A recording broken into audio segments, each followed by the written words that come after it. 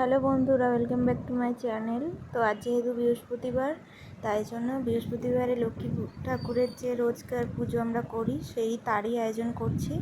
প্রথমে ঘরটা সাজিয়ে নিচ্ছি, ঘরটা পাতবো। আমাদের একটু ধূপ দিলাম, একটু আম পাতা, পান পাতা, কলা দিয়ে এবার লক্ষ্মীর আসনে ঘরটা পেতে নেব। আজকে যেহেতু লক্ষ্মীবার, লক্ষ্মীব্রত, তাই বৃহস্পতিবারে আমি লক্ষ্মীব্রতটা করছি। কিছুই না, সামান্য কিছু ফুল দিয়ে পুজো দিচ্ছি, আর কিছু না।